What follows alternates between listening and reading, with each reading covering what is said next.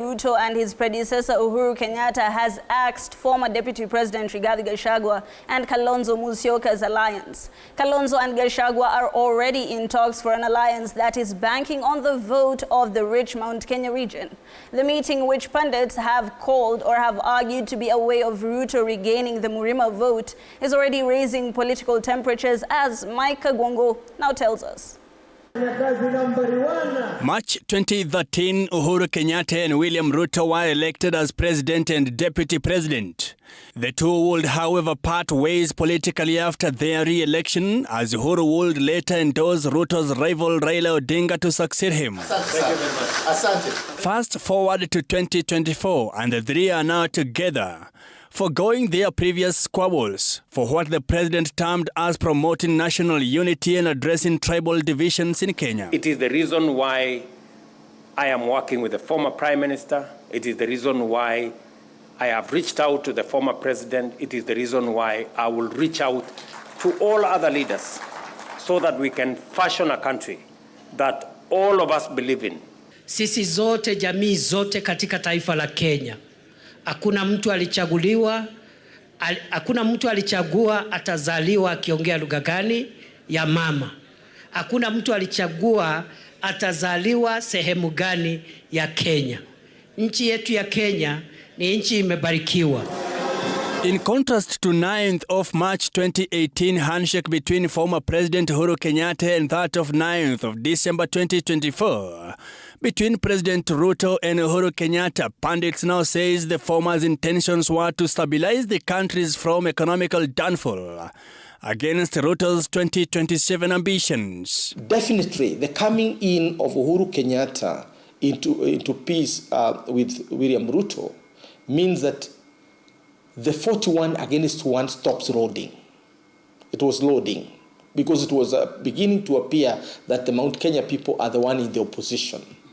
And as a people, if not as a party or a political formation, they were beginning to emerge as the dominant voice of the opposition. There is nothing wrong with that because opposition is instituted in our constitution. There's absolutely nothing wrong with that. But I don't think for a business community that is a very strategic position to take. Kagwanja says anyone who ever served in government's top leadership will want to have his own people in government. And former President Uhuru Kenyatta is not an exception. Politics is a game of proxies. Even when you are in position like William Ruto is, if you look at most of the people in the government, they are his people. Now, Raila Odinga is not in the government. He doesn't even hold a position of a chief. He's simply a candidate for the African Union. But who doesn't know he's the second most powerful person in this government? You know that. Why? Because politics is a game of proxy in many cases. If you don't have proxies in whichever way, whether you are an MCA or you are a member of parliament or a senator or a governor like myself, now what does that mean? It means that you are not with the ground. So Uhuru Kenyatta naturally would like to have some proxies in this government. Already there are talks of a looming cabinet reshuffle that might include Kenyatta's allies.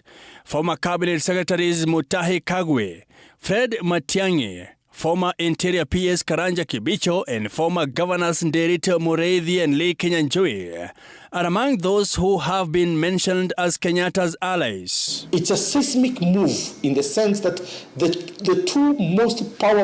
three most powerful political families today are now in the same camp. Now, Kalonzo Musyoka is a friend of Uhuru Kenyatta. You do know that he was in his daughter's wedding just the other day. So there is no enmity between the two.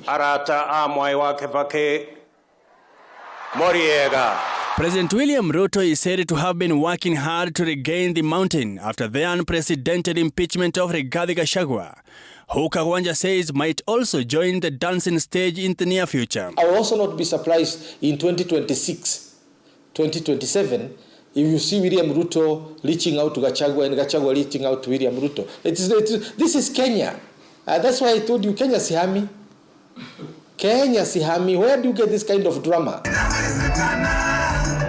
Gachagua and Wiper's Kalonzo Musyoka are already in talks to form an alliance that has been seen to bank on the vote-rich Mount Kenya region as well as the Ukampani votes.